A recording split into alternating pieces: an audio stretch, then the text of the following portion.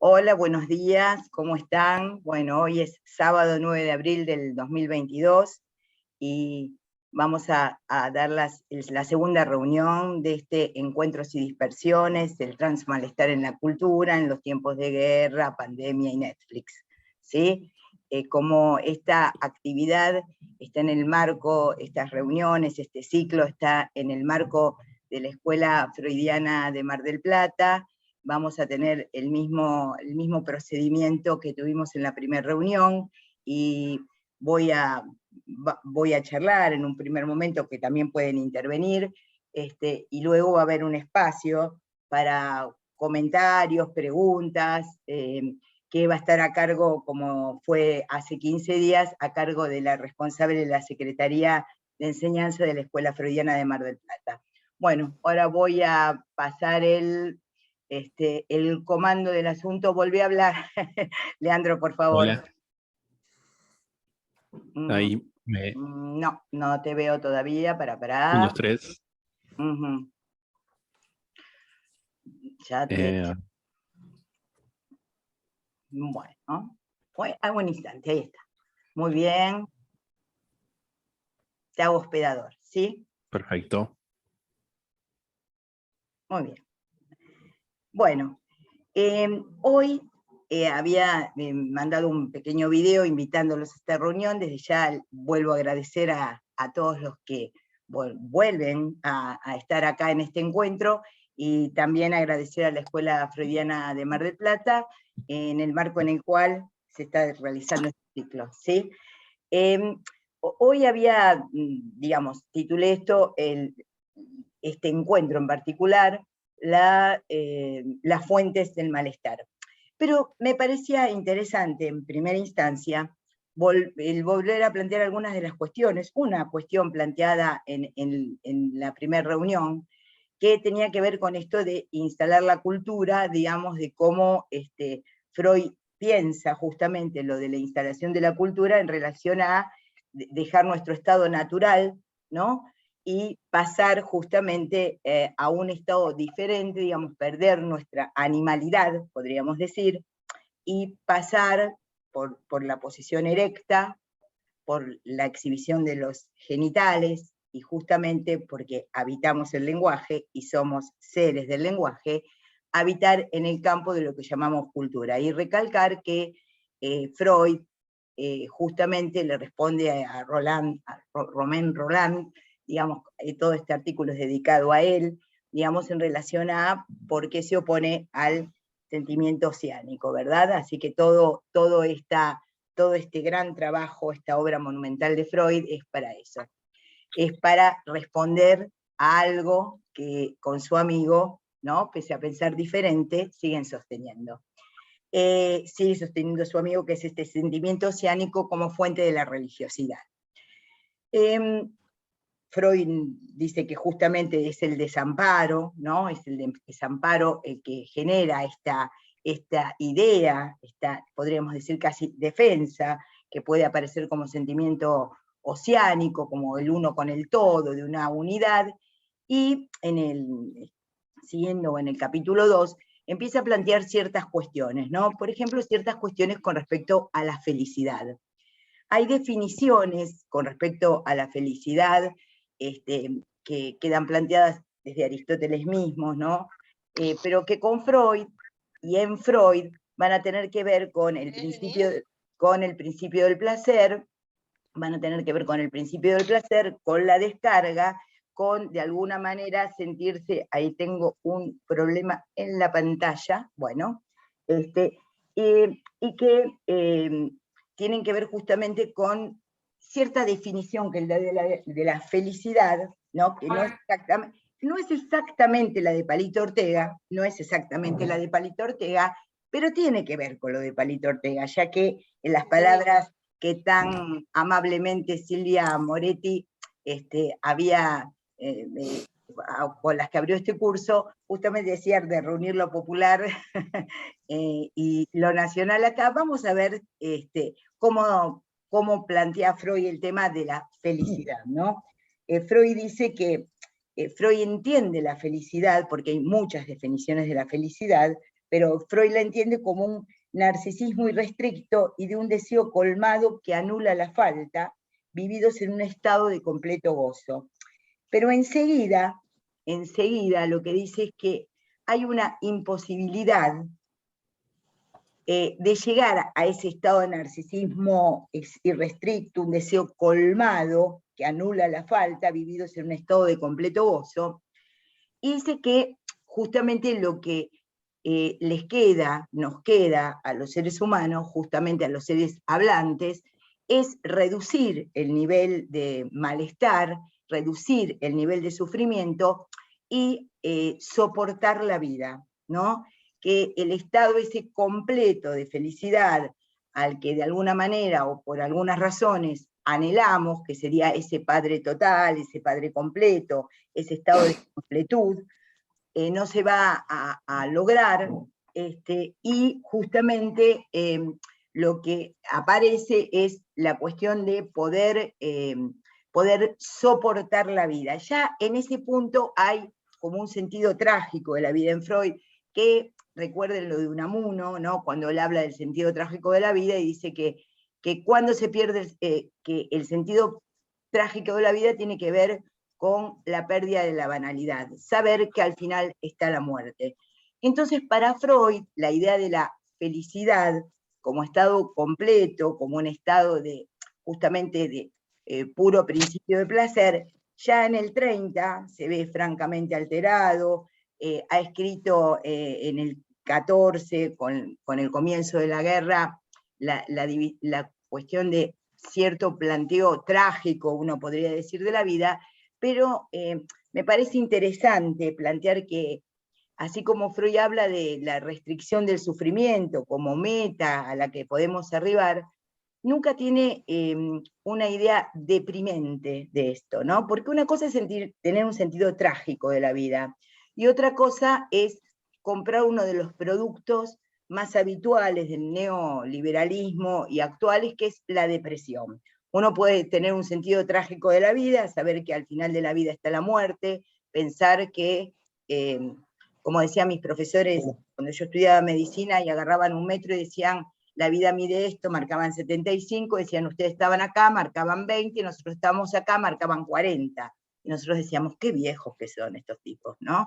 Entonces, creo que es interesante diferenciar lo trágico de la depresión, porque la depresión es algo muy, digamos, es un remedio, es una saliente un poco banal para entender, que deforma lo que sería el sentido trágico de la vida. Saber que un partido de fútbol termina en 90 minutos es saber eso, pero uno no va a dejar de jugar a los 2 minutos o salir de la cancha porque dure solamente eso, ¿no?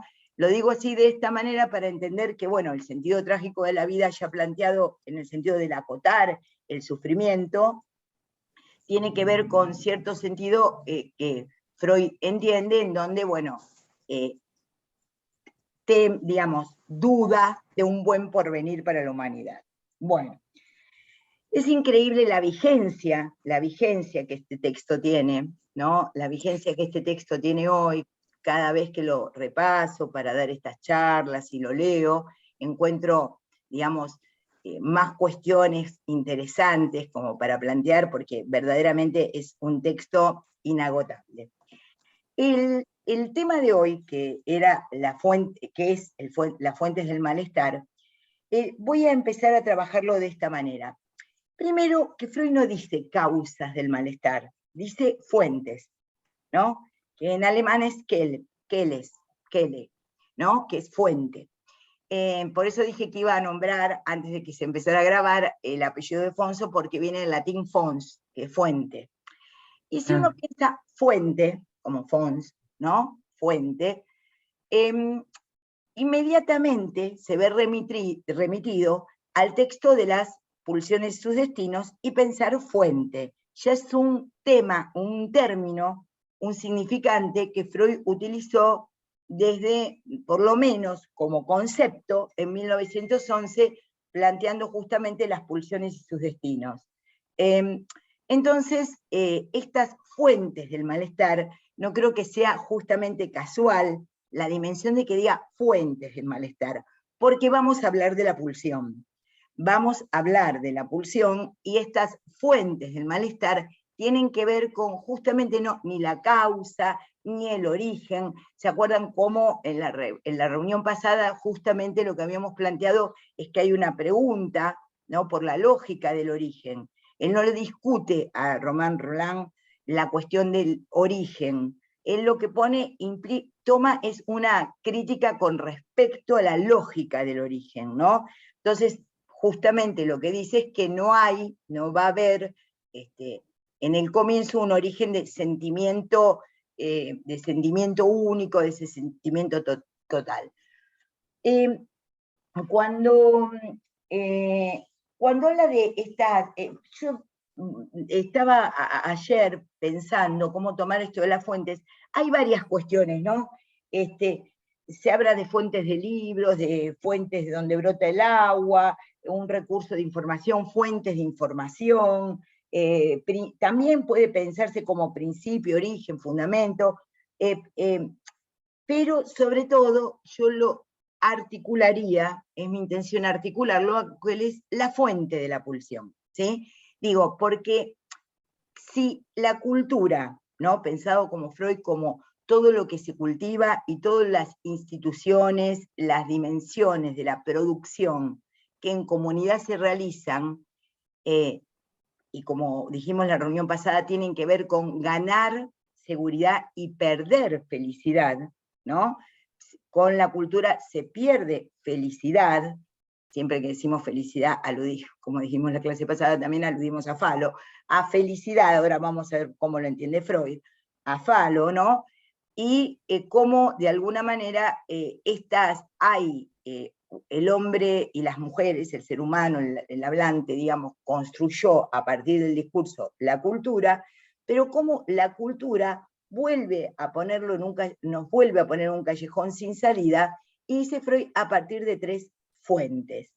Estas 3 fuentes, justamente, son la supremacía de la naturaleza. Él va en el transcurso del texto ajustando los términos. Primero dice naturaleza, luego supremacía de la naturaleza. Las relaciones con los otros, que en un momento lo voy a leer textualmente porque me parece interesante, ¿no? Dice, supremacía de la naturaleza, habla en segundo término del cuerpo y de la caducidad de nuestro cuerpo, y después dice esta insuficiencia de nuestros métodos para regular las relaciones humanas en la familia, el Estado y la sociedad. Dice que esas son las 3 fuentes del malestar en la cultura, ¿no? Quiere decir la supremacía de la naturaleza, la caducidad de nuestro cuerpo y la relación con los otros. Ustedes piensen qué maravilloso que es esta manera de pensar, que cuando doy una materia en la Facultad de Medicina que se llama Psicología Comunitaria, Social e Institucional, en donde a chicos de 18 años los introducimos en este malestar en la cultura, en la Escuela Superior de Medicina de la Universidad Nacional de Mar del Plata, y cómo a partir de estos 3 elementos se les puede plantear, digamos, ciertas cuestiones que la lógica de la carrera armada sí tiene, ¿no? Porque ellos tienen unas materias que se llaman sociomédicas y que justamente me parece que tienen que ver con estas 3 fuentes del malestar, ¿no? Una es, digamos, hábitat, que tiene que ver con la naturaleza, otra tiene que ver con promoción de la salud, que creo que tiene que ver con el cuerpo, y otra tiene que ver con psicología comunitaria, social e institucional, que tiene que ver con el malestar, en donde nosotros podamos hablar de justamente de qué pasa con los otros.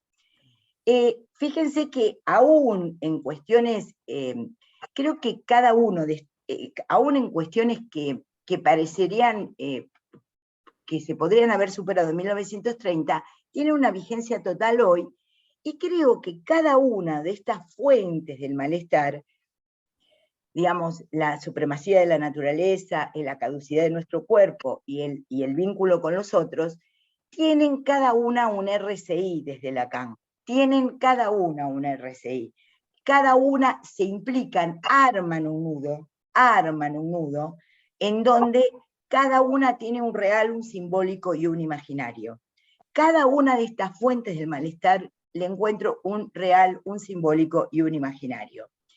Si pensamos justamente en la cuestión de la naturaleza, podemos pensar desde los tsunamis hasta, digamos, no sé, temporales, sequías, etcétera. Pero piensen que Freud, increíblemente, como él nos escribió el siglo XX y parte del siglo XXI, cómo piensa en el aprovechamiento del humano sobre la dimensión natural, y si hay cierto control sobre lo natural que se quiere realizar en relación a ese malestar que produce.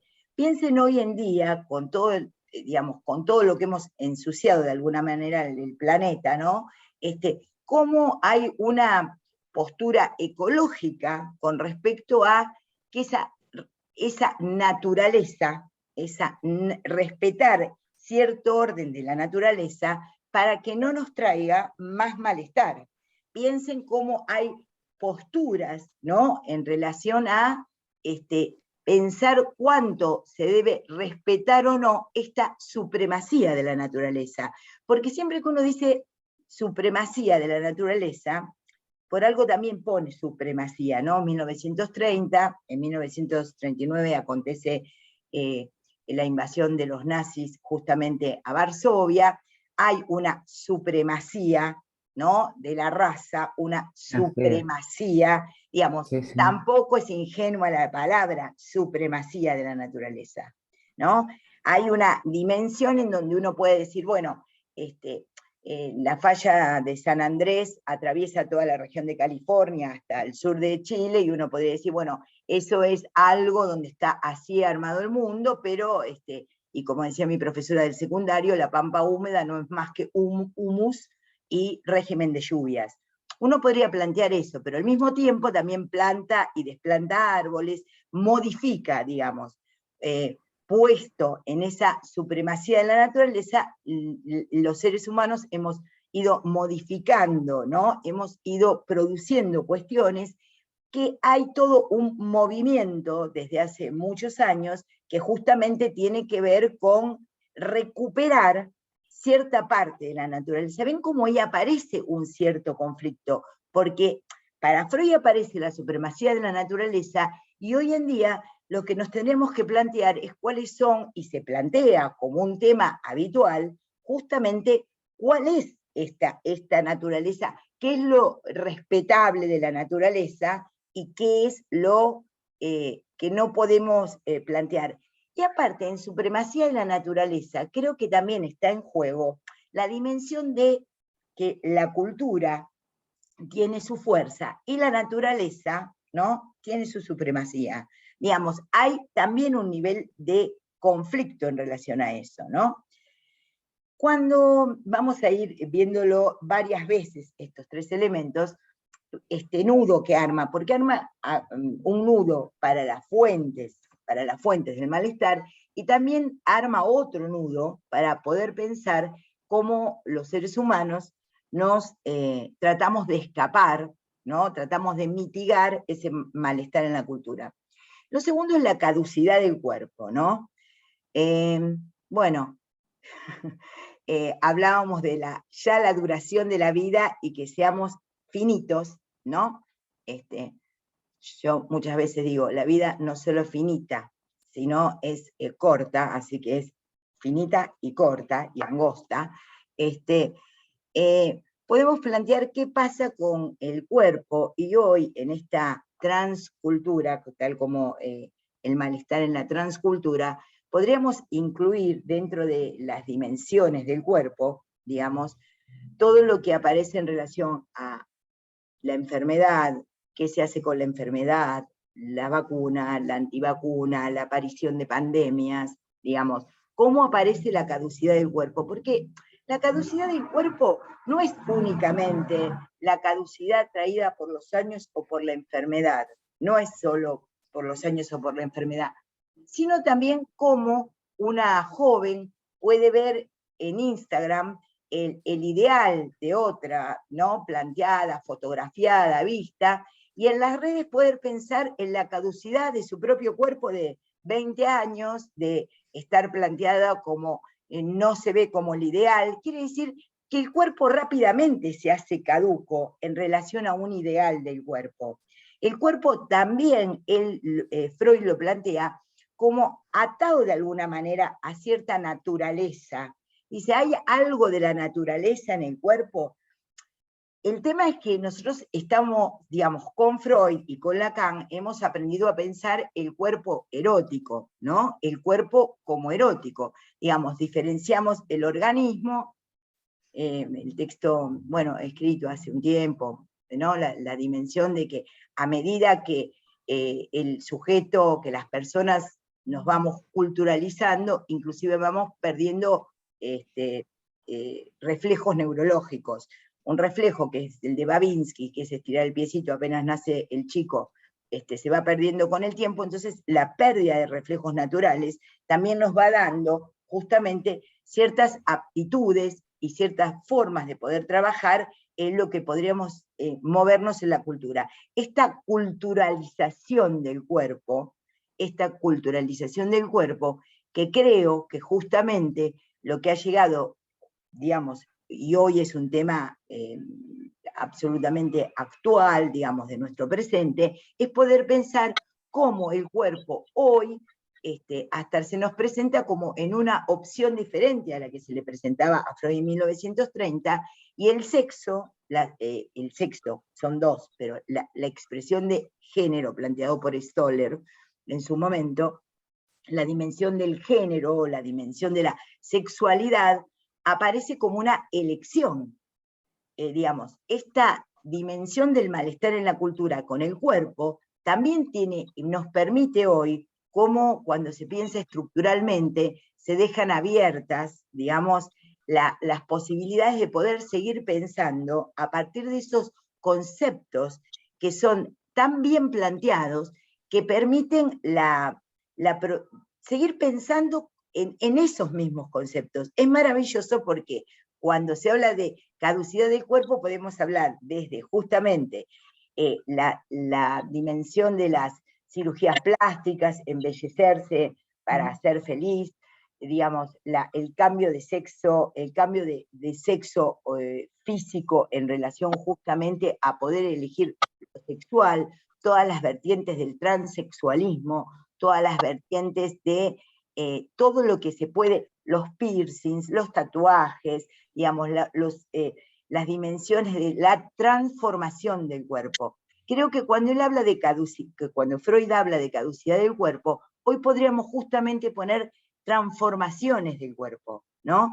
En un momento, Freud dice, increíblemente, en 1930, los seres humanos se han convertido en dioses protésicos, ¿no? ¿Quién no tiene un implante? ¿Qué cuerpo, de alguna manera, no ha sido intervenido desde la cultura? Todos nuestros cuerpos, inclusive lo más orgánico de nuestros cuerpos, ha sido intervenido, por ejemplo, por la dimensión de las vacunas, los dentistas, los médicos que atendieron los partos, digamos, la toma de antibióticos. Quiero decir, todos somos, nadie mantiene el cuerpo en ese estado de virginidad. Lo digo también porque es en relación a la naturaleza, ¿no? Me acuerdo que hace muchos años leí un artículo, en este momento no me acuerdo de quién, de un antropólogo brasileño, en el que justamente lo que planteaba era si la comida alcanzaba, un tema totalmente actual hoy en la Argentina y en el mundo.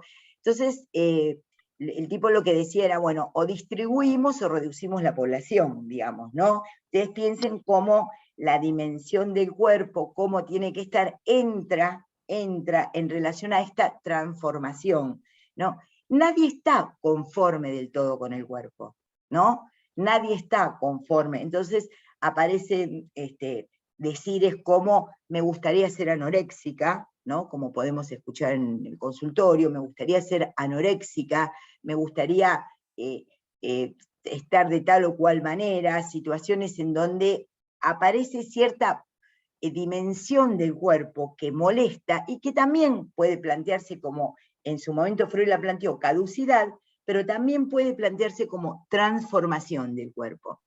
Y lo que cita en tercer lugar es justamente cierta insuficiencia, ¿no?, de las regulaciones del vínculo con el otro, ni más ni menos, ¿no?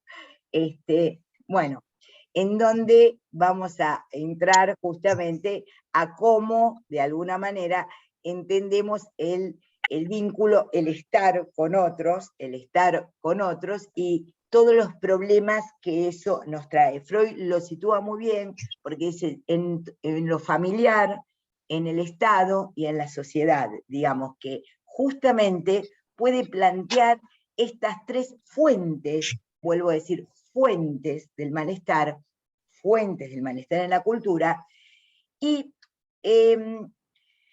ahí justamente en esta falta de regulación exacta con respecto al vínculo con los otros, justamente plantea los temas del amor, del desamor, de la sexualidad.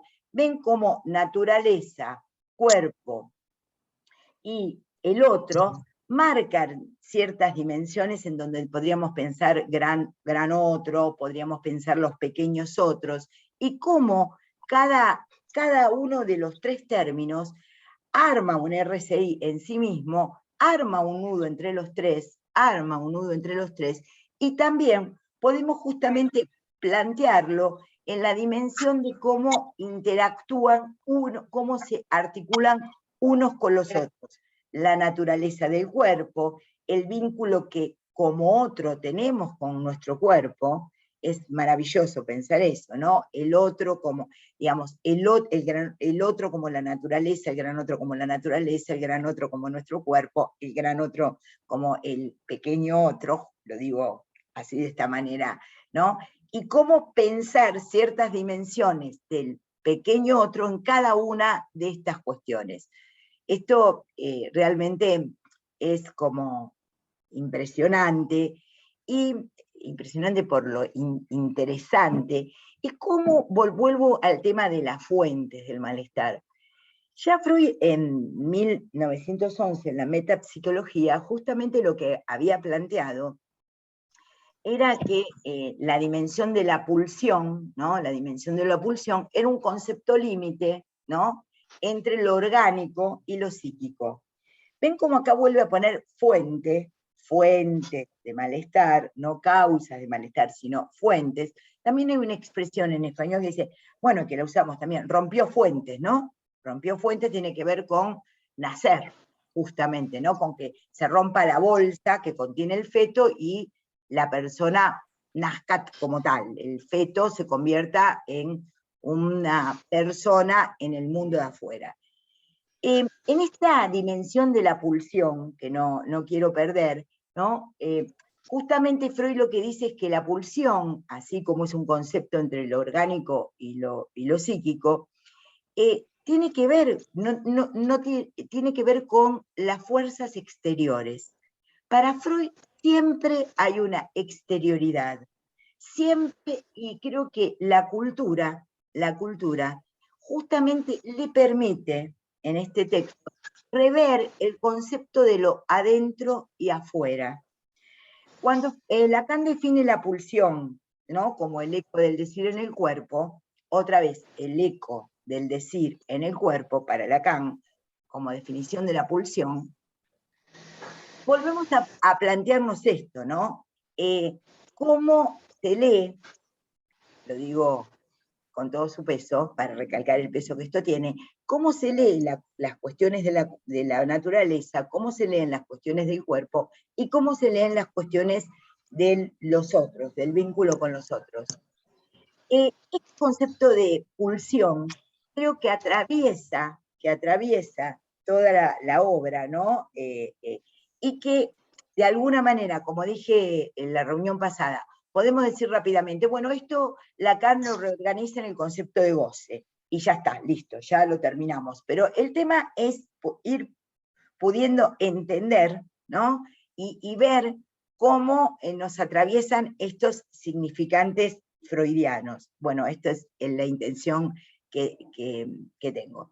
Entonces, hay cierta dimensión que aparece de la pulsión, como esas fuerzas que quedan en lo que Freud llama aparato psíquico en su momento en el proyecto, entre el adentro y el afuera, ¿no? Y que son grandes cargas, ¿no? Como dice Freud, que el afuera para Freud en el proyecto y en las pulsiones y sus destinos aparece como una gran carga externa, digamos, que es retenida por algo, no es retenida por algo, cierta producción de esa exterioridad produce la pulsión. Y la pulsión recorta el cuerpo. La pulsión recorta el cuerpo, ¿no? Nadie tiene boca si no hubo teta, ¿no? Nadie tuvo ano si no hubo heces, nadie tiene ojos si no hubo mirada, ¿no? Nadie tiene voz pulsión invocante si no hubo voz, ¿no? Hay algo, ¿no?, de lo que viene de afuera que justamente nos está constituyendo. En esto también interpela a la cultura, porque esto es cultural en el sentido de que, así como en su momento en la Escuela Freudiana de Mar del Plata lo que trabajamos fue esta cuestión de lazo social, lazo sexual, ¿no? Hace bastante tiempo. Entender la dimensión de lo sexual en relación al sujeto y al objeto, y poder plantear estas cuestiones en la interpelación que ahora hace con el nombre de cultura, ¿no? Este malestar que ahora a este afuera, a esta externidad, la llama cultura, ¿no? Pero en esa particular dimensión, ¿no?, que entiendo como si fuera una banda de Moebius, en el sentido de dónde está el afuera y dónde está el adentro, se puede diferenciar tanto el adentro y el afuera, se puede plantear de una manera tan estricta. Bueno, ahora, a esta relación particular, creo, del adentro y del afuera, de la producción de discurso, de la producción de bienes y males, porque la cultura, digamos, produce bienes y males, y de eso habla también Freud, obviamente, podemos plantearnos esta cuestión, ahora a la luz de lo que llama en 1930 cultura. Entonces, no es ingenuo, casual, que haya dicho fuentes del malestar, porque él ya definió a la pulsión como lo que insiste siempre en un punto de displacer, ¿se entiende? Hay un punto de la pulsión, hay una característica de lo que llamamos pulsional, que siempre insiste, y hay esa insistencia que él conoce perfectamente, que Freud conoce perfectamente en 1930, y ahora pone esa fuente en la cultura. Esto me pareció muy interesante de poder plantear esta fuente que en 1911 justamente la sitúa en el cuerpo, ¿no? Fuente como la boca, el ano,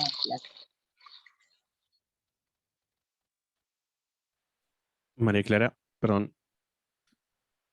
Está sin querer desactivar el audio, estaba desactivando otro audio y se movió y quedaste muteada.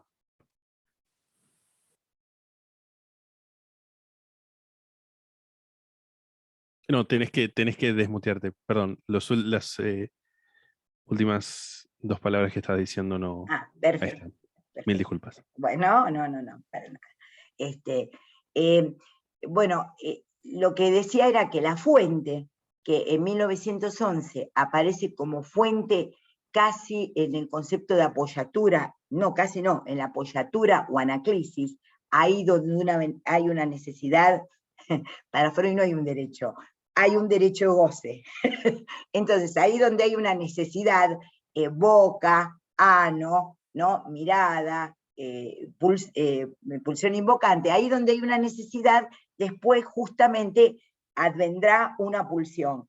Entonces, ese lugar que aparece como lo más propio de uno, ahora esta fuente es desplazada de alguna manera hacia dónde está uno. Esto me parece muy interesante, porque desplaza la dimensión aún más del sujeto como orgánico a un sujeto del habla cultural, y esas fuentes que antes aparecían pulsionales, como en el propio cuerpo, ahora vuelven a aparecer en esta palabra fuentes, en las fuentes del malestar en la cultura.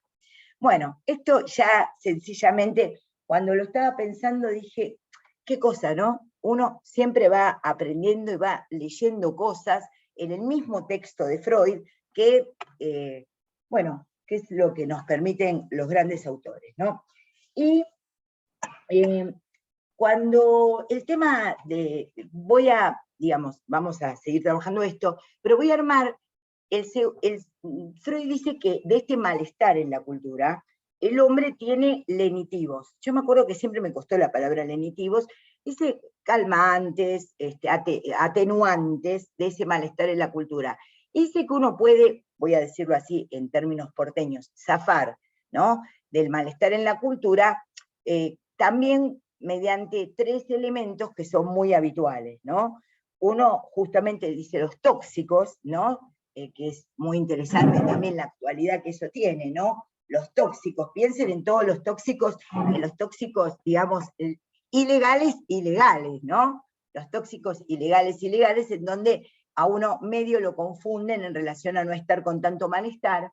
Entonces habla de los tóxicos, habla de las potentes distracciones, a las que Freud llama ciencia y arte, y nosotros, bueno, por algo aparece Netflix, ¿no? Porque, ¿se acuerdan cuando el opio de los pueblos era la religión? Bueno, hoy tendríamos que hablar de cuál es la religión de hoy, ¿no? ¿Cuál es la religión del neoliberalismo, digamos, ¿no? Porque la religión no son solo ciertas religiones monoteístas o los más habituales, podríamos pensar el judaísmo, justamente el cristianismo, el catolicismo, digamos, los musulmanes, los budistas, sino que creo que cuando hablamos de religión también tenemos que hablar de la religión justamente de lo que la sociedad impone, esta cultura neoliberal de la fetichización del objeto, del gozar, de todo lo, ¿no?, de comprar, de este goce consumista. Entonces zafamos por los tóxicos, justamente zafamos por las potentes distracciones, y también justamente zafamos, dice Freud, por lo que él va a llamar producciones sustitutivas, que es el síntoma, que es las neurosis, ¿no? Ustedes piensen que arma tres para definir los malestares, ¿no? El malestar en la cultura, 3 fuentes de malestar, y arma 3 para mostrar cómo hay supuestas salidas habituales, casi les diría espontáneas, naturales, pero son culturales a esta altura del partido, son culturales para zafar de la cultura. Digamos, la cultura nos ofrece cuestiones que tienen que ver, que nos producen malestar, pero al mismo tiempo ciertos lenitivos, ciertos atenuantes, ciertas cuestiones en donde uno puede, digamos, intoxicarse con drogas, con alcohol, con drogas sintéticas, con drogas, yo qué sé, con psicofármacos, puede uno distraerse, ¿no? Viste que dicen, bueno, che, si estás tan mal, ¿por qué no te distraes un poco? Vieron que es muy habitual, ¿no? Muy habitual, ¿no? Hay algo del orden de distraete un poco. Hablábamos de las vacaciones el otro día, ¿no? En el sentido en donde uno puede ser otro, distraete de vos mismo u olvídate, ¿no? Porque esto es muy interesante. Olvídate de lo que pasa. Olvídate un poco de lo que pasa, porque si no, así no podés estar. ¿no? Si vos vas a estar preocupada todo el tiempo por cuánta gente se muere de hambre en la Argentina, si vas a estar preocupada por el problema de Rusia y Ucrania, no podés estar. Entonces, distráete, ¿no? Y usa distracciones, ¿no? Que es interesantísimo el uso de potentes distracciones, ¿no? Por eso puse Netflix, porque, bueno, yo también consumo, fíjense el uso, ¿no? Netflix, y bueno, y uno, me acuerdo que hace unas semanas atrás, publiqué un posteo en Netflix en donde hablaba justamente, ¿no? De la dimensión, ¿tiene derecho a la neurosis en estos tiempos? ¿Tiene uno derecho a la neurosis en estos tiempos, pasando lo que pasa? ¿Qué derecho hay a la neurosis? Entonces decía, voy a almodovarizarme, ¿no? Porque justamente lo que plantea Almodóvar es una vuelta a una escena que reúne,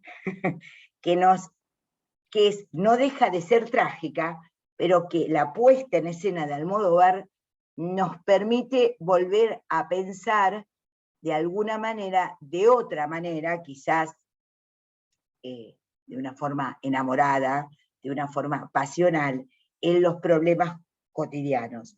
Entonces, podríamos plantear los tóxicos, las potentes distracciones, y después toda la maravillosa cuestión que él va a plantear en relación a la neurosis y a la psicosis como posiciones sustitutivas para zafar de las fuentes. Quiere decir que de las fuentes, uno del malestar, ¿no?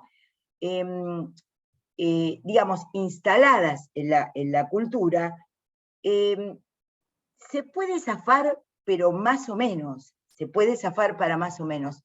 Lo que es interesante es que Freud no propone al psicoanálisis como única salida. Dice, ¿tendremos nosotros la última palabra en relación a cómo solucionar el tema de la cultura, cómo solucionar el tema de la estética? ¿Tenemos nosotros una palabra única con respecto a la respuesta en relación a la religión? Él deja abierta, porque piensen que le está contestando a Roland, ¿no? En el sentimiento oceánico, Freud no le responde al sentimiento oceánico, no va contra el sentimiento oceánico de Roland con una teoría monolítica, ¿no? Como para secar los océanos. No. Creo que la apuesta, justamente, la apuesta freudiana es justamente abrir a estas preguntas en donde aparece estas dimensiones, 3 malestares, 3 fuentes de malestar, 3 salidas atenuantes, por eso digo espontáneas, pero que no dejan de ser culturales, para estos malestares. Sí, voy a tomar algo en la dimensión de, siguiendo el texto de Freud,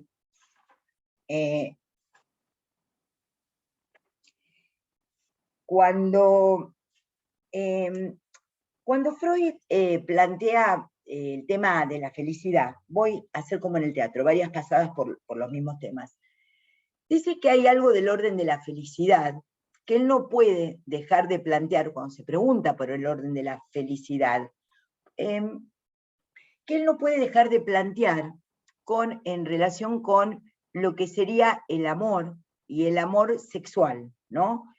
En un momento dice amor sexual, ¿no? Después dice lo sexual, y hay algo que él plantea en relación a cierto lugar de placer, de máximo placer, al que arribaríamos con respecto a esa dimensión sexual, a esa dimensión orgásmica de estar con el otro. Piensen que el otro aparece justamente como el orden, ¿no? Porque por eso les decía que aparecen 3 otros en las fuentes del malestar. El otro de la naturaleza, el otro del cuerpo y el pequeño otro el pequeño otro, propiamente dicho, ¿no?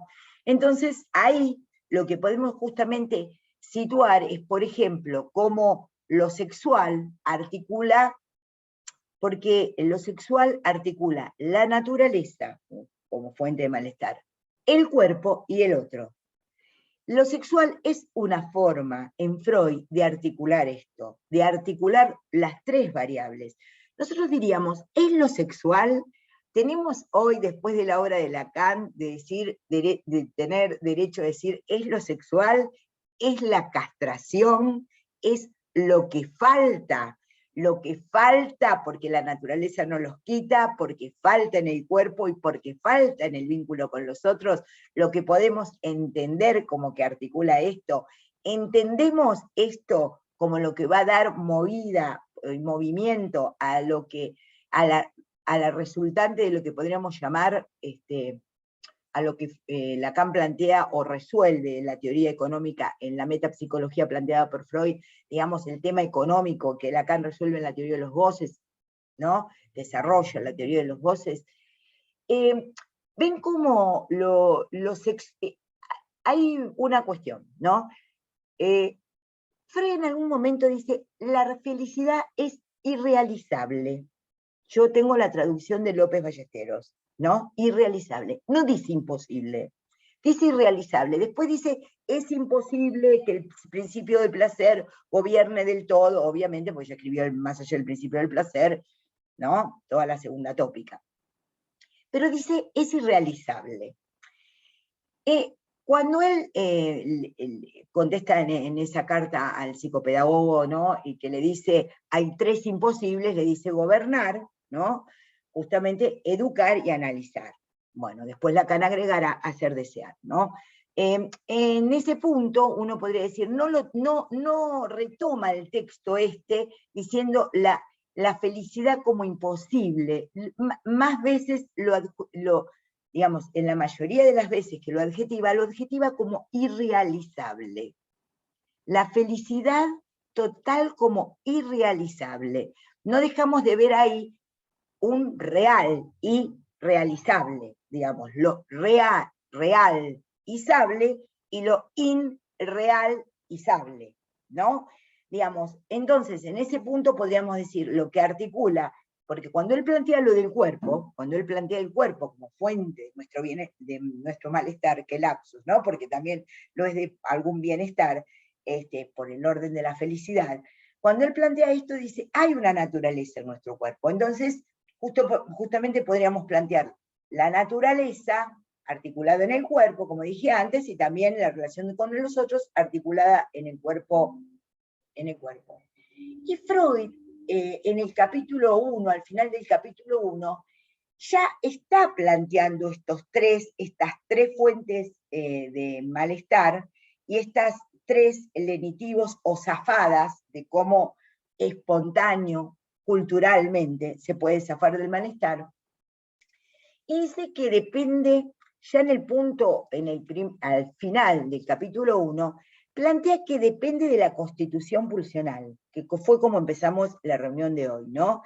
La pulsión como lazo social, y la pulsión justamente tomada en los 4 discursos, digamos, si pasamos en los 4 discursos con Lacan, de una lógica, digamos, de la libido a una lógica del discurso, acá vemos claramente cómo el malestar en la cultura nos permite leer esto que venimos trabajando desde hace tanto tiempo, que es el lazo social como lazo sexual en el sentido de pasaje de una teoría libidinal a una teoría del discurso. En el capítulo 1 del malestar en la cultura, Freud dice, lo voy a leer, que es según la Constitución, cuando lo releía anoche, me acordaba de las nuevas conferencias, ¿no? De Freud, que justamente cómo aparece lo constitucional, ¿no? Más las experiencias sexuales infantiles, como la predisposición a la neurosis, ¿no? Y como siempre hemos trabajado y explicado y tratado de entender que lo constitucional no depende del ADN para los psicoanalistas, sino depende de la constitución pulsional.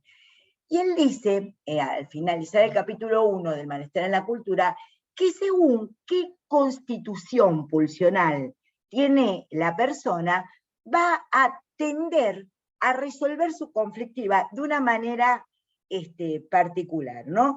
Y habla de ciertos caracteres, de ciertas modalidades. Entonces habla de justamente dice, El designio de ser felices que nos impone el principio del placer es irrealizable, pero no por ello se debe ni se puede abandonar los esfuerzos de acercarse de cualquier modo a esta realización. Salteo y dice, la felicidad, considerada en el sentido limitado, cuya realización parece posible, limitado, la felicidad como limitada parece posible, cada uno debe buscar por sí mismo la manera en que pueda ser feliz.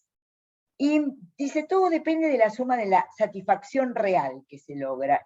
Y dice, también la fuerza que se le atribuye a sí mismo para modificar también sus deseos.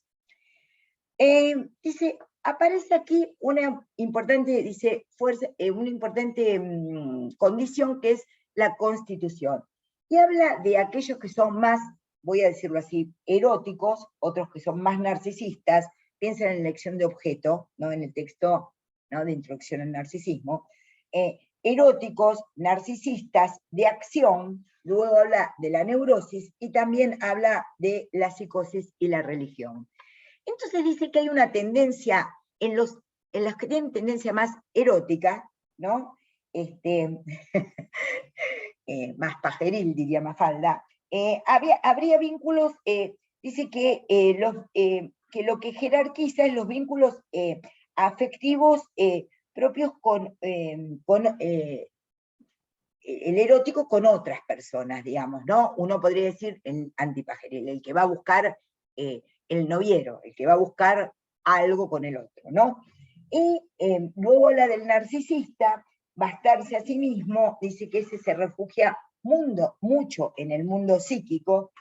Habla del de acción, ¿no?, que es la persona que tiende a abandonar, que nunca tiende a abandonar el mundo externo, y que justamente tiende a jerarquizar la acción, en donde en el hacer encuentra cierta tranquilidad, cierta tendencia a la tranquilidad en el hacer, ¿no? Y después habla de la neurosis, la psicosis y la religión. Cuando toma neurosis y psicosis, ustedes saben el texto maravilloso 1924, él habla también de la pérdida del sentido de realidad, y habla de justamente la pérdida de la realidad como un cuarto elemento, ¿no?, de lo que constituiría el aparato psíquico. Entonces, en ese punto, justamente, dice que cada uno tiene que encontrar, dice, el psicoanálisis, la verdad que es maravillosa, ¿no? Porque dice, él llama a la neurosis y satisfacción sustitutiva, la fuga a la neurosis, y dice, cada uno tiene que encontrar la forma, esto es particular de cada uno. Y es una crítica a la religión, que habría que plantear, dice, el problema con la religión es que también es una manera de resolver el malestar en la cultura.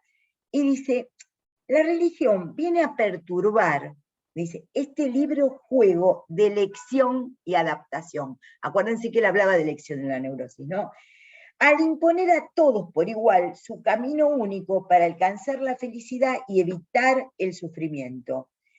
¿Y cómo dice, habla de la religión? Dice, porque reduce el valor de la vida, generando un infantilismo, dice él, y generando una ilusión por el más allá.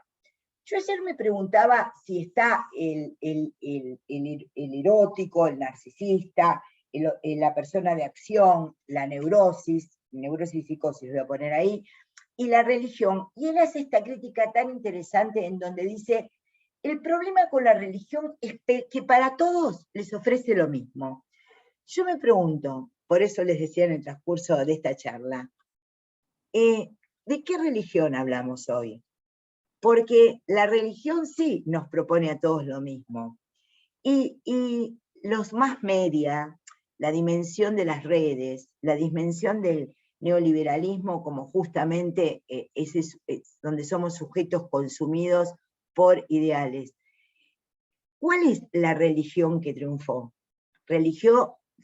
Triunfó la religión pensada en términos únicamente eclesiásticos, podríamos decir divinos, deidades, o lo que triunfó fue la religión en donde para a todos nos ofrece lo mismo. digamos, éxito, ¿no? Que no es felicidad, no es felicidad. Freud no habla de éxito, habla de éxito de los hombres de acción, y habla también del éxito, pero no confunde felicidad y éxito. Yo muchas veces pongo éxitos y felicidades que no son lo mismo.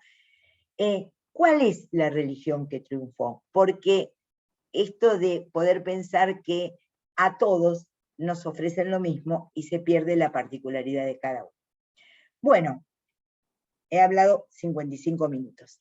Me parece que es hora de que justamente podamos empezar el espacio, ¿no? Hoy no es que no vayamos a volver a hablar de las fuentes del malestar, pero es la primera pasada que podemos decir, después vamos a ir a naturaleza, cuerpo, relaciones, vínculos con los otros, y a los 3 lenitivos, y siempre pensando de qué propone el psicoanálisis para esto. Pero me gustaría pasarle la palabra, si nos podés hacer compartir pantalla, Lisandro, a Silvia Moretti, la responsable de la Secretaría de Enseñanza de la Escuela Freudiana de Mar del Plata. Ahí está, como para que demos lugar a las preguntas, ¿verdad? Bueno, ¿cómo no? Sí, ya estoy desmuteada. Bueno, ¿cómo no, María Clara? Muchísimas gracias por tu trabajo y damos lugar a los comentarios y preguntas. Les pedimos, por favor, que se anoten en el chat y vamos dando la palabra, ¿sí? Bueno, esperamos entonces las intervenciones, ¿sí? Ahí se anotó Adriana, esperamos un par más.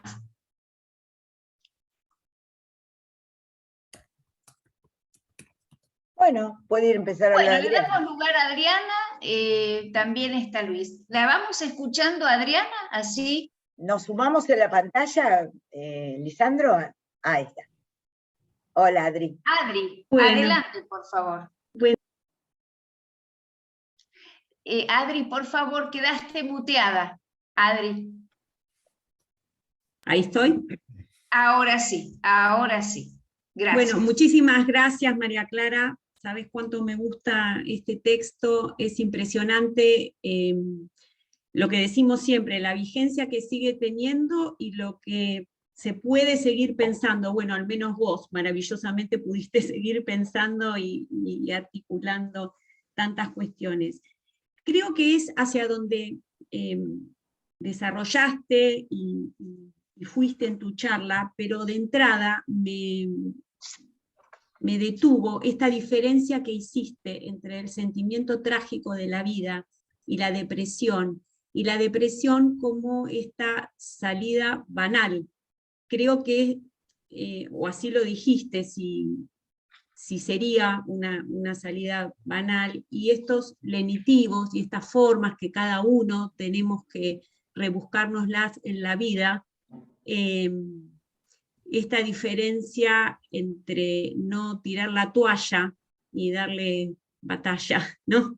Al sentimiento trágico de la vida. Me gustaría si pudieras decir algo de esta palabra que nos invade tanto y tan actual de la depresión y que nos interpela todo el tiempo por nuestra práctica, ¿no? Eso nada más, y nuevamente agradecerte porque me hace pensar muchas cosas. Gracias, Adriana. Bueno, ¿te parece que hagamos dos intervenciones más? Bueno, entonces es el turno de Luis Barragán, por favor. Bueno, gracias, muchas gracias, María Clara. Pensaba recién escuchando a la Adriana que la vigencia del texto es lo que tu lectura ha resaltado de una manera muy interesante, porque no hay vigencia sin lectura, podría decirse. Sin lectura que la haga vigente, porque me pareció muy interesante en determinados pasajes de tu exposición cómo finalmente lograste, cuando todo el tiempo era como una articulación entre la lógica libidinal y la lógica del lazo social, ¿no? Bueno, varios comentarios, pero algo en relación a lo que planteabas en último momento, ¿no? Que me quedó resonando la pregunta: ¿cuál es la religión de hoy? pensaba si en esa frase que está, eso que dice Lacan en el seminario 17, creo, de que el capitalismo se consuma tan bien que eso se consume, ¿no? Como que consume, una manera de entenderlo es que consume al sujeto, que consume porque eleva el consumismo digamos, quizá a la categoría de una religiosidad, ¿no? Pero, y también pensaba, a ver qué te parece a vos, o que, ¿no? Como que la religión no serían hoy día los lenitivos en sí mismos, ¿no? Porque, bueno, la religión como el neoliberalismo que ofrece, todo se transforma en un lenitivo para ocultar la falta, ¿no? Si es posible pensarlo así, porque estaba leyendo hace unos días el manifiesto contrasexual de Paul Preciado, y a medida que lo que él plantea respecto de su posición contrasexual, no es ni de un lado ni de otro, ni no sé qué, ¿no? Me quedaba pensando en esto de que él plantea lo sexual como un lugar vacío, ¿no? Con lo cual podríamos pensar que podríamos no estar tan en desacuerdo. Lo que me parece que resulta problemático es que lo que él plantea es que ese lugar vacío puede llenarse, digamos. No es imposible de que se llene. Y creo que acá, o en tu exposición y en tu articulación del texto del malestar, de las fuentes del malestar, lo que todo el tiempo resonaba mientras te escuchaba era, claro, lo imposible, qué hacer frente a lo imposible, ¿no? ¿Qué hacer que no sea querer hacer lo posible, ¿no? Bueno, eso, muchas gracias. Por ahora. Bien, entonces es el turno de Hugo Martínez Álvarez, por favor. Bueno, muchas gracias María Clara, muy estimulante, ¿sí? Muy estimulante tus comentarios y la clase que has dado. Te voy a decir varias cosas que no sé si tienen una lógica inclusive, pero para seguir hablando, ¿no? Varias cosas que me despertó lo que vos comentaste, ¿no? En parte Adriana lo comentó en relación al sentimiento trágico de la vida, ¿no? Porque ese punto de la depresión, ¿no? Más... vamos a decirlo así, dentro del campo de la ciencia, ¿no? También como un efecto y como un vínculo estrecho con el neoliberalismo, como religión contemporánea, es interesante que desplazó justamente, digamos, el sentimiento trágico de la vida. Es un texto que también quedó absolutamente de modé. Varios de estos comentarios van a ser de modé, en el sentido de, uno ha tenido mucho entusiasmo con Miguel de Unamuno y el sentimiento trágico, mucho entusiasmo con el sentido de la tragedia, de Kierkegaard, ¿no? Todos comentarios que uno puede hacer con acá, y no fuera de acá, porque ¿no? Si no, no se sabe de qué se está hablando. Pero bueno, me interesa sí que sigas comentando esto, ¿no? En relación a la tragedia y en relación justamente a la depresión, ya digo, vinculado por ahí con la ciencia. Y lo que pensaba también es que esto que planteas, si se puede seguir pensando en adentro y afuera. Yo escuché hace muy poco, ayer, antes de ayer, a Mario Pergolini, ¿viste? Comentando de que ya no tiene sentido hablar de acá. No tiene sentido hablar de acá. También me hizo pensar en el retorno, ¿no? A Lacan. Pero no tiene sentido hablar de acá en el sentido de que uno no está acá, uno está en muchos lados, ¿no? Él trabaja justamente con la tecnología, programas, sistemas, plataformas, todo eso. Claro, en ese campo no tiene sentido hablar de acá, porque uno no está acá. ¿Qué es acá? Acá en las redes, ¿se entiende? Entonces no hay una ubicación geográfica. Entonces, bueno, imponía esto de no hable más de acá, porque no hay acá. Sin embargo, el cuerpo está acá, y la fuente del malestar está acá.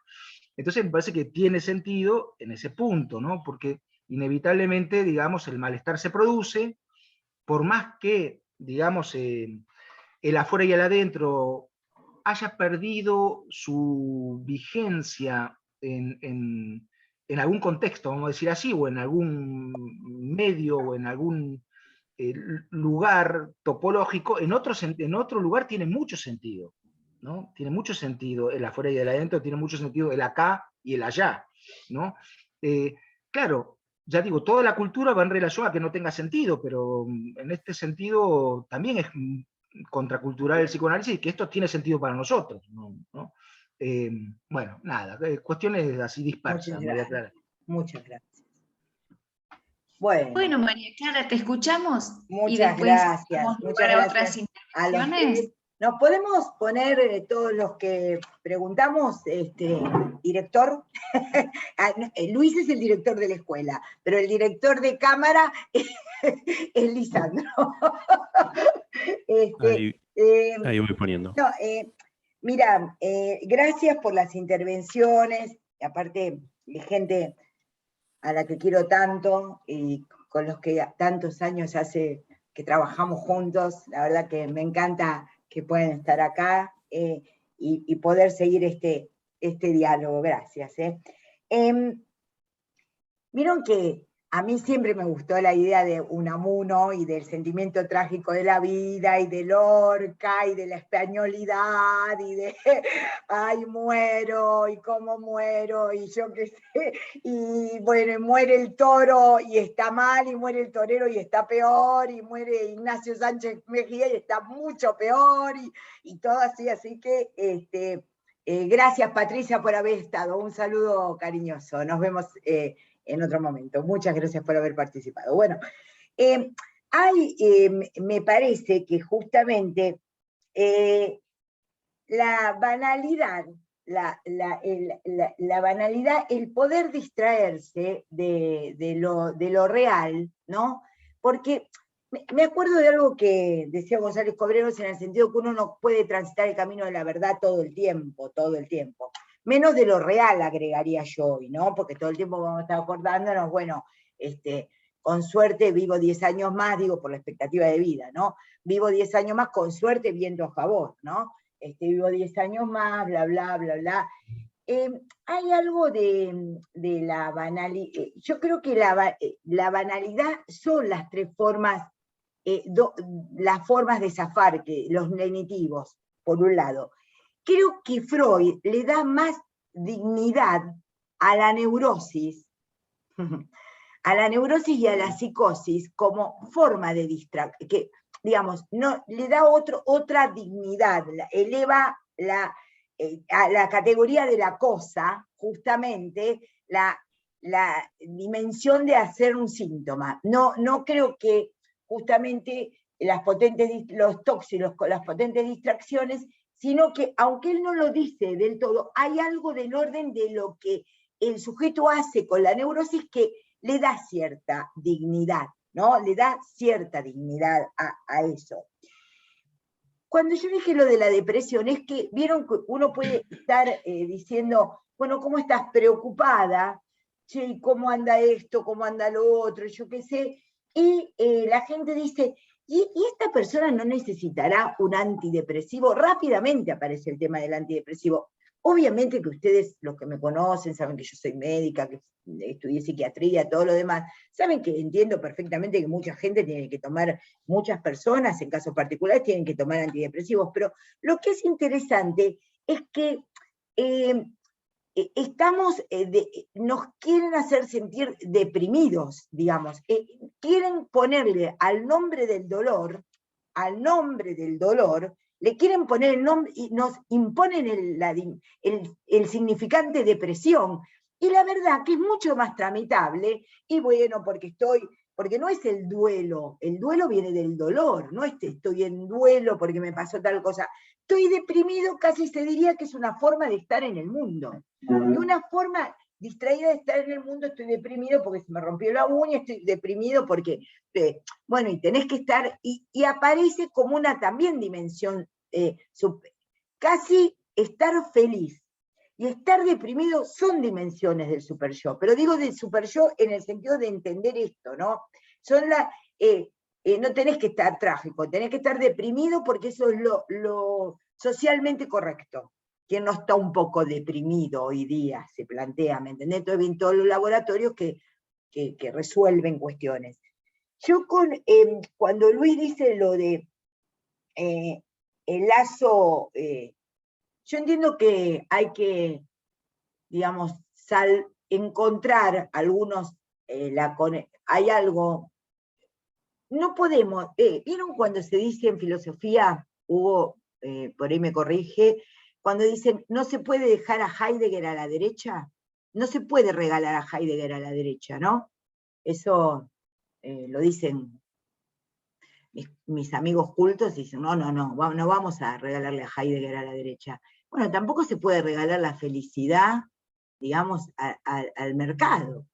Entonces nosotros nos vamos a quedar deprimidos pensando que somos profundos, digamos, ¿no? Yo creo que hay algo de sostener el sentido trágico de la vida y decir, bueno, hagamos lo que podamos de la manera, por eso digo, creo que la dignidad Freud la nombra, no lo dice así, es una lectura, pero Freud la plantea en dimensión a que no todos los... a que no todas las formas de zafar del malestar en la cultura son éticamente, hay una ética, estaba pensando en lo de convergencia, hay una ética en esto, como en juego, ¿no? La ética de la distracción, la ética del tóxico, y la ética también de, bueno, tengo cierta particularidad de conflicto con el otro y lo sostengo, digamos. Creo que ahí hay cierta valentía ante la tragedia, digamos, ¿no? Hay cierta valentía sobre sostener la palabra, por ejemplo. Cuando vos decías lo de Preciado, yo no leí ese texto de Preciado, yo leí otros dos textos de Preciado, lo voy a leer, Luis. Lo que sí puedo hacerte el comentario es que yo no leo que Freud dice la felicidad, por eso digo irrealizable. Habría que plantear cuáles son las prácticas como imposible de la felicidad como irrealizable, ¿no? Creo que a mí me interesó mucho pensar, lo busqué también en el diccionario de alemán, pero no tengo las obras de Freud en alemán y era de noche para preguntarle a los que saben alemán. Yo digo, dirá irrealizable, pero sí, porque en Echeverry también está como irrealizable, así que es irrealizable, que es mucho más, está en Lope Ballesteros y está... entonces, hay como prácticas imposibles, pero esas prácticas dejan un goce, gobernar, educar, psicoanalizar, hacer desear, ¿no? Pero acá lo que dice porque me parece que está como justamente ciernen un real, digamos. Hay como dos diferentes formas de lo imposible. Yo no diría que son imposibles, que Freud acá trabaja lo imposible. Yo creo que toma lo irrealizable, ¿no? Y que lo que está en juego, es la dimensión de, porque hay un real, y ahí sí podemos articular real como imposible, ¿no? Real como imposible, digamos, pero dice irrealizable. Hay algo de lo que segrega un goce diferente. A mí me pareció muy interesante, se lo voy a retomar la reunión que viene, voy a leer lo que Preciado dice. Con respecto a esto del consumismo, a mí me parece que coincido con vos, en el sentido de que, sí, obviamente, tenemos que gastar, consumir, yo qué sé, sentirnos medianamente pasables, aceptables y todo lo demás, y bueno, así va pasando el tiempo, digamos, consumiendo y siendo consumidos, ¿no? Así andamos. Así andamos.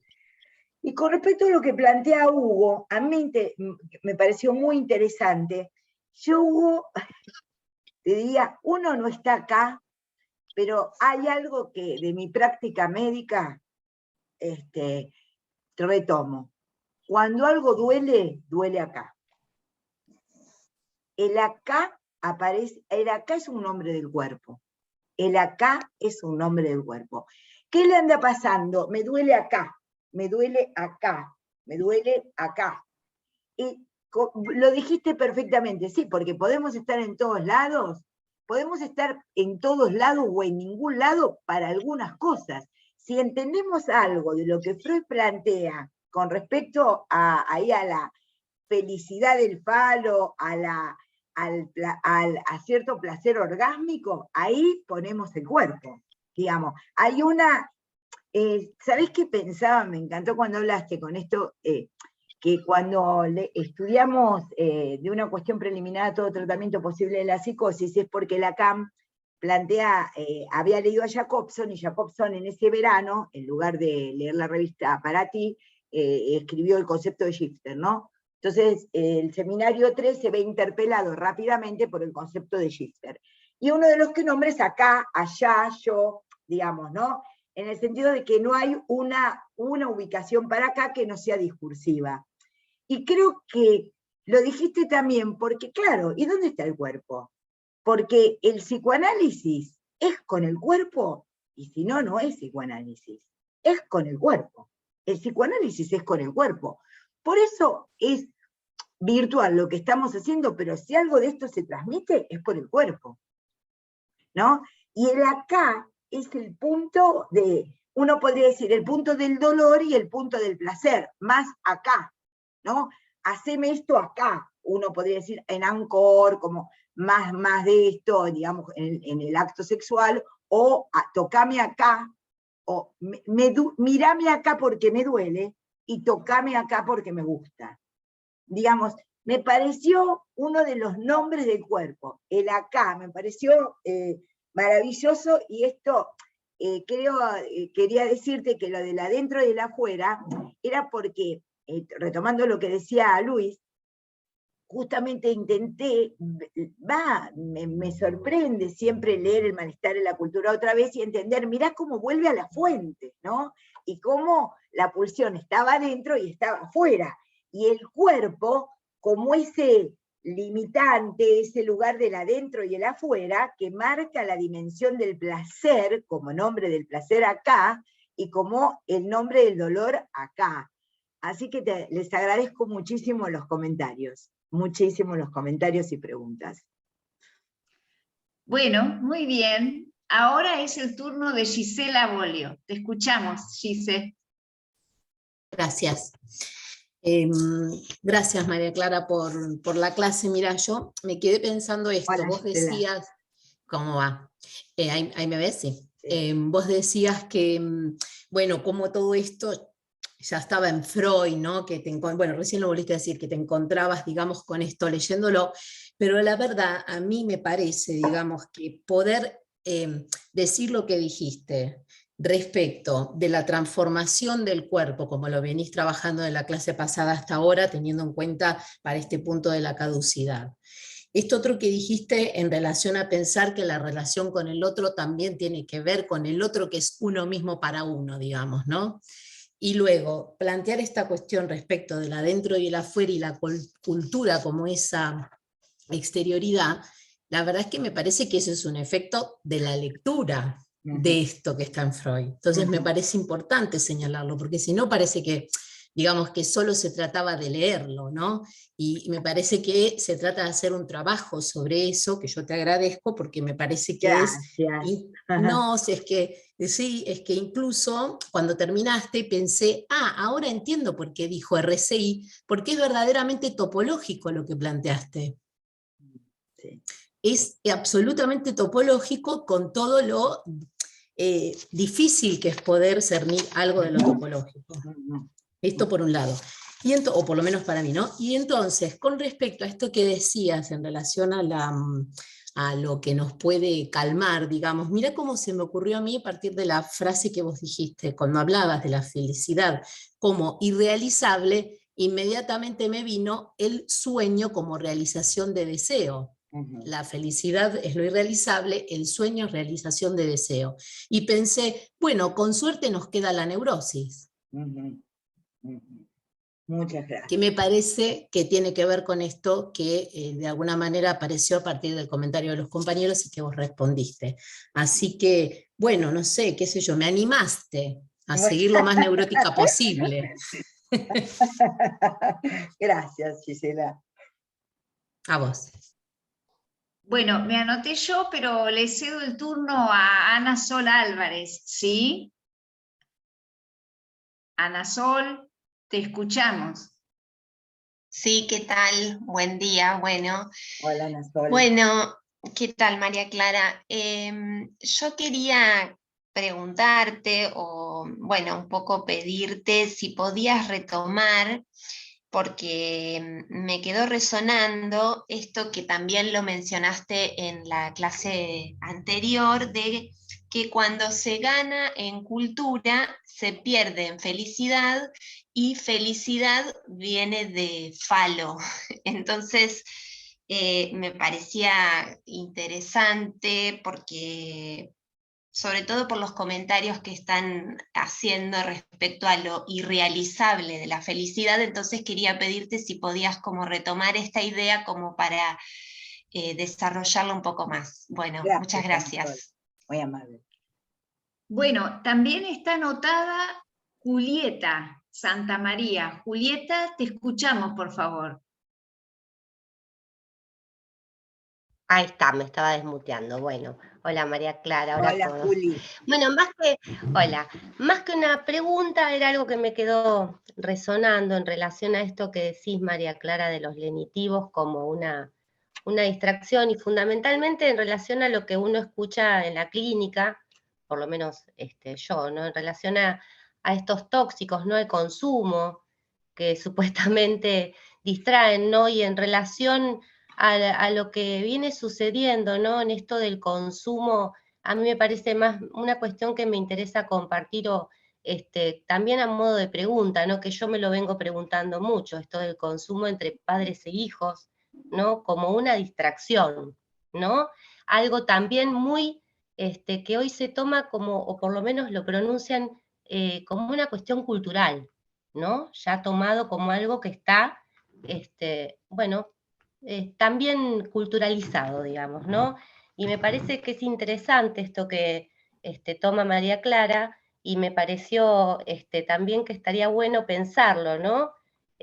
Porque, bueno, esto a mí por lo menos me llega mucho a mi clínica, ¿no? Esto del consumo entre padres e hijos como algo naturalizado, como un distractor, ¿no? Como esta cosa, esto que decía María Clara, ¿no? Esto del distractor, pero que pareciera que sí se toma para relajar, ¿no? Como para esta cosa, ¿no?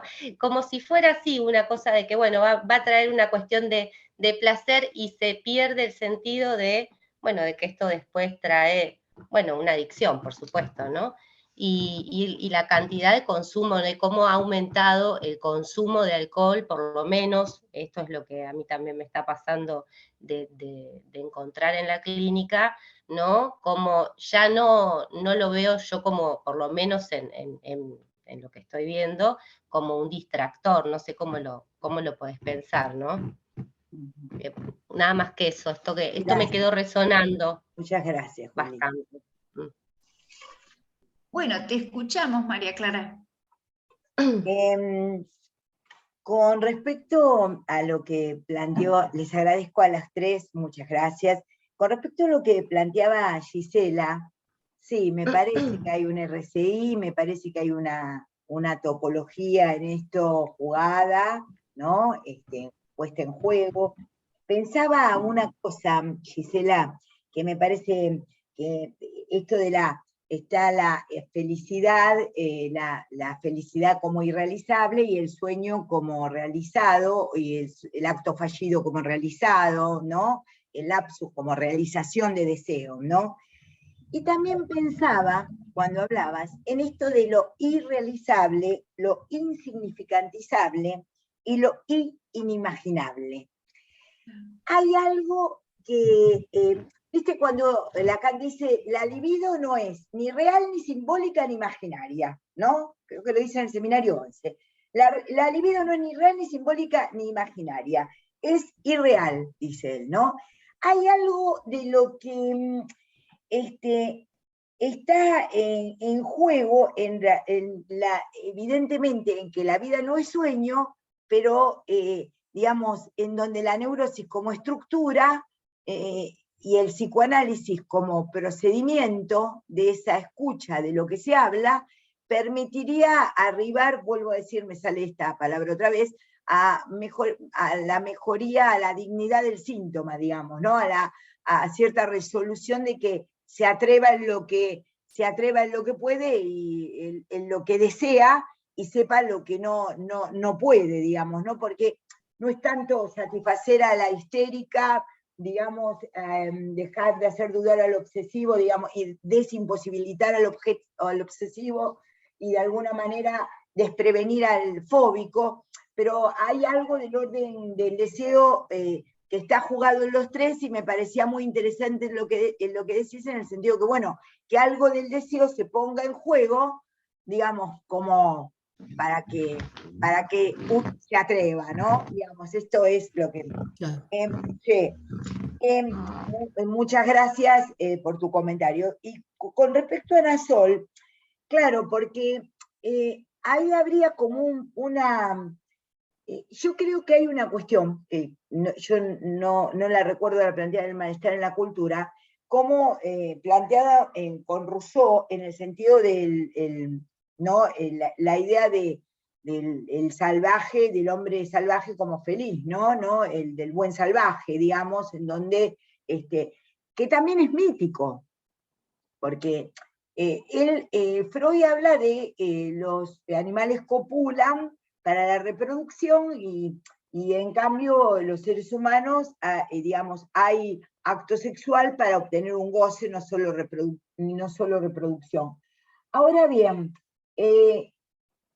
creo, viene bien esta pregunta para aclarar esto, que desde esta perspectiva, desde el falo, digamos, el falo como significante de la falta, digamos, y poder de alguna manera gozar de la falta. El otro día, a partir de una cuestión, uno siempre administra lo que no tiene, ¿no? La administración es eso, ¿no? Digamos, la administración de goce, uno podría decir. Entonces, por ahí lo que podríamos decir es que el estado de la naturaleza ya queda como culturalizado, porque nos imaginamos, simbolizamos, realizamos cuál sería la dimensión de la naturaleza, pero ya no queda como planteada como una realidad, sino que es una nueva ficción la naturaleza. Entonces, desde ese lugar, desde esa ficción en donde está la naturaleza, uno dice, Freud dice, ¿no? Se gana en seguridad y se pierde felicidad, porque creo que en ese sentido lo que Freud dice es, se pierde en libertad. Lo que pasa es que la libertad también es un elemento que tiene que ver con lo cultural. Entonces, sí, la libertad de un lado para el otro, pero también las mascotas nosotros los llevamos, digamos, los animales salvajes, algunos los comen, digamos, podríamos hablar que la libertad es inherente justamente a la cultura, el hecho de la libertad, que lo vamos a tomar en las próximas clases, pero me parece que está bien lo que vos decís, en el sentido de preguntarse de qué felicidad estamos hablando. Creo que hay una alusión a Rousseau y el buen salvaje, digamos, como uno de los elementos de la filosofía de la Revolución Francesa, y la dimensión de que la naturaleza ya es como un estado ficcional, la naturaleza como tal, uno podría decir mítica, ¿no? Julieta, sí, sí, es un tema. Yo tengo una posición tomada con respecto a esto. Yo no considero mucho los distractores, vamos a pendejarnos, vamos a disfrutar de un momento de relax, marihuanémonos juntos. Pero bueno, uno puede ser más canábico, menos canábico, yo qué sé, uno hace cosas en relación a eso. Pero me parece que hay algo que muestra lo que no se soporta, ¿no? Lo que no se soporta. Y por otro lado, algo de lo que no se soporta, uno podría decir, ponerse lo real, la guerra, el hambre, lo demás, pero también lo que no se soporta es el vínculo sin algún atenuante. A mí me parece que hay algo que lo que muestra esto es que no se puede vincular sin ningún atenuante, porque no es fácil la relación de los padres, las madres con los hijos, hijas, hijes, lo que sea. Pero, de hecho, creo que lo que muestra es el atenuante en el vínculo, digamos. No se puede soportar el vínculo sin atenuante. No se puede soportar la filiación, no se puede soportar la paternidad, la fraternidad, sin atenuantes. Entonces, justamente nos ponemos como, igualémonos, ¿viste? Igualdad, fraternidad y libertad y marihuanar, ¿no? En el sentido de justamente no soportar la dimensión de la asimetría. Me parece que tiene que ver con eso, digamos, porque también ahí creo que lo que se postula es la idea de la escena pública de la privada, ¿no? Me parece que ahí hay una dilución que trae una tranquilidad de la escena pública de lo privado, porque lo vamos a hablar después, el asco, el pudor, yo qué sé, mantendría la escena privada como tal y no se saldría a la pública, pero me parece que en ese sentido es así. Sí, me parece que estamos, sí, hay otra... Sí, hay una intervención de Sandra, y si les parece después de Sandra hago la intervención, sí, cómo no, Silvia, sí, Sandra. Bueno, te escuchamos, Sandra. Bueno, muchas gracias. Gracias, María Clara. La verdad es que tus dispersiones nos hacen pensar un montón.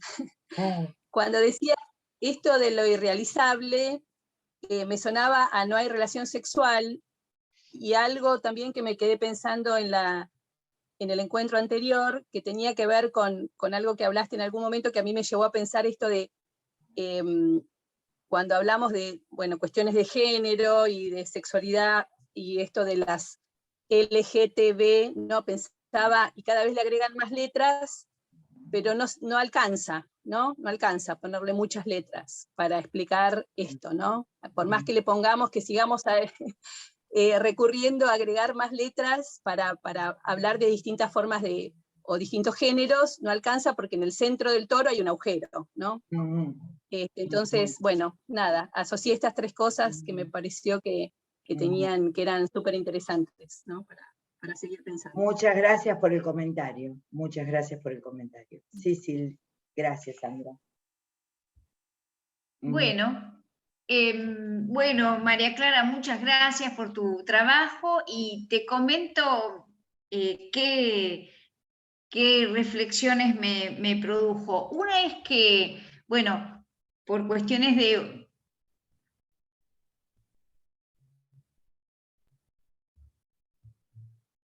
Gracias, Silvia, discúlpame. Sí, cómo no. Bueno, una es que por circunstancias propias estoy leyendo El porvenir de una ilusión, y pensaba esto, ¿no? Cuando vos empezaste tu trabajo y hablabas, ¿no?, de cómo la vigencia, que obviamente tiene que ver con tu lectura, pero la vigencia del malestar en la cultura, por lo que plantea de, bueno, nuestra relación a la naturaleza, con los otros, con nuestro cuerpo. Y los primeros 3 capítulos del porvenir de una ilusión, Freud habla precisamente del problema, entre otras cosas, de la distribución de los bienes de la naturaleza, o sea, la tensión entre la producción de los bienes que nos puede ofrecer la naturaleza, pero también con una vigencia enorme. Lo que plantea es que si una minoría, y lo dice así, si una minoría se apropia de los medios de producción y de los objetos que nos puede proveer la naturaleza, lo dice, lo que va a desatar es inevitablemente la violencia de las mayorías, ¿no? Esto está escrito en el 27, y pensaba, ¿no?, verdaderamente, ¿no?, la vigencia, la actualidad que tiene estas palabras de Freud. Eso por un lado. Los otros capítulos son 5 capítulos dedicados al tema de la religión, ¿no? Tal como vos lo estás planteando, en el sentido de la religión planteando un uno que unifique, el uno, y la imposibilidad de ir a ese uno unificante, vamos a decirlo así, ¿no? Que también se puede encontrar esta vigencia en lo que vos planteás del neoliberalismo, digamos, ¿no? Del para todos lo mismo. Después te quería agradecer, y me pareció muy, muy interesante cómo planteaste esta cuestión de, a partir de la fuente, ¿no? Lo que resonó mucho también en los comentarios, de cómo leíste el adentro y el afuera en relación a que lo más propio de las pulsiones, ¿no?, lo del cuerpo propio, se desplaza al malestar en la cultura. Eso me pareció muy interesante, y no sé por qué, y acá es donde te pido si si esto que pienso tiene relación o no con lo que estás diciendo, también lo pensaba en relación a cómo pensar el síntoma y el síntoma. No sé por qué todo el tiempo se me venía esta cuestión, creo que tiene que ver con lo que articulaste al final de la dignidad que Freud le da al síntoma, y cómo vos dijiste tan precisamente, ¿no? Incluso la represión, la depresión como refugio, ¿no? Y esta cuestión del síntoma, de hacer lo que se pueda, digamos, ¿no? Pero desde un sentido ético, no desde un sentido resignado. Digamos, me pareció muy interesante, ¿no? Y pensaba también lo que dijiste hace un rato, no se trata de combatir el síntoma, sino que se trata de, bueno, ver qué se puede ahí en el síntoma. Se me ocurrió eso, no sé si tiene que ver. Gracias. Bueno, gracias por los comentarios. Algunos los podré ir resolviendo ahora y otros quedarán como preguntas que nos permitirán seguir trabajando en las próximas reuniones. Sí, como decía Sandra, creo que la primera persona que habló fue Sandra, ¿verdad? Sí, en este bloque.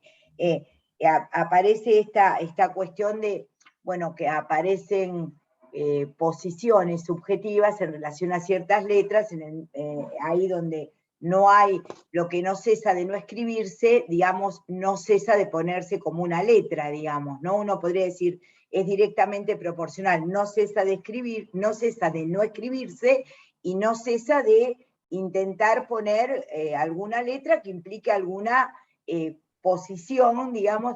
Lo que es interesante es que aparece, a diferencia de que no es orientación de orientación sexual con relación al objeto, sino, digamos, cómo aparece lo sexual como una consolidación de lo que podríamos llamar cierta subjetividad, no sujeto, ¿no? Lo que podríamos tener, me parece que el psicoanálisis tiene que ver es esa cuestión en donde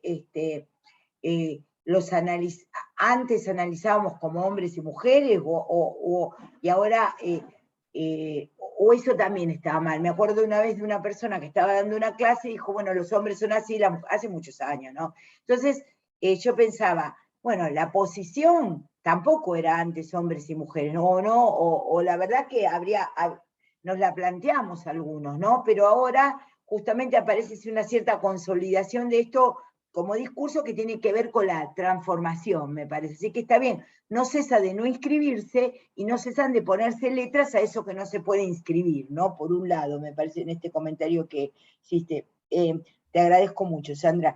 Y después, Moretti, con esta cuestión en donde planteaste esto del uno, sí, yo creo que la religión del neocapitalismo, a ver, hay una... estaba asociando con algo que dijo Hugo antes, pero me lo olvidé. Hay una cuestión de la dimensión de la religión de para todos lo mismo, ¿no? En donde, bueno, la publicidad nos muestra esto, ¿no? Enjoy, Coca-Cola, tenés que tener esto, tenés que tener el otro. Nos dicen más o menos cómo tenemos que ser y más o menos no nos damos cuenta que ese también es un catecismo del neoliberalismo, digamos. Creemos que somos muy libres, pero bueno, hay un catecismo del neoliberalismo. Para tomar el síntoma y el síntoma en relación a esto, yo lo dejaría para un comentario para después, digamos, en relación a poder plantear, digamos, que el síntoma no aparece como una falla, pero sí como en relación al deseo, ¿no? En relación a poder plantear algo del orden del deseo que está en juego. Quería decir algo con respecto a algo que quedó como dando vuelta, bueno, pero no importa, en otra clase aparecerá con algo que había dicho Hugo, que se vio presente en este comentario que hicieron ustedes. Bueno, yo daría por cerrada la reunión de hoy. Les quiero decir que en este ciclo Encuentros y Dispersiones, el transmalestar en la cultura, nos volvemos a ver el 22 de abril, ¿no? El 23. el sábado 23 de abril a las 10 de la mañana. Y ahora le paso un minutito antes de terminar, si nos podés hacer compartir pantalla, porque hay otra actividad de la Escuela Freudiana de Mar del Plata que va a comentar Silvia Moretti, y va a decir la fecha en que se va a llevar a cabo, que es nuestra compañera y colega Gisela Golio. Sí, como no, tenemos el gusto, el placer de invitarlos a el curso que va a dar Gisela Abolio, que se llama La Repetición, una vez más, y comienza el miércoles 20 de abril a las 17 horas, ¿sí? Son 3 reuniones los miércoles a las 17, ¿sí? Bueno, así que los esperamos para compartir con Gisela su trabajo, y le agradecemos a Gisela. Aquí estaremos. Bueno, y para terminar, entonces, nos despedimos hasta el sábado 23 de abril. Espero que estén muy bien, que pasemos 15 días lo mejor que podamos, y les agradezco mucho la participación, la dimensión de la escucha, todo esto que hemos logrado. Así que muchas gracias, nos vemos dentro de 2 semanas. Había algo de la sublimación que comentó Paola Ciarillo. Bueno, lo dejo para la próxima clase. Gracias a todos los que han participado, y voy a dar por terminada la reunión de hoy. Un beso a todos, que les vaya muy bien, y voy a dejar de grabar. Chao, gracias. Hasta luego. Hasta luego. Gracias, María Clara. No podemos, dejo de grabar.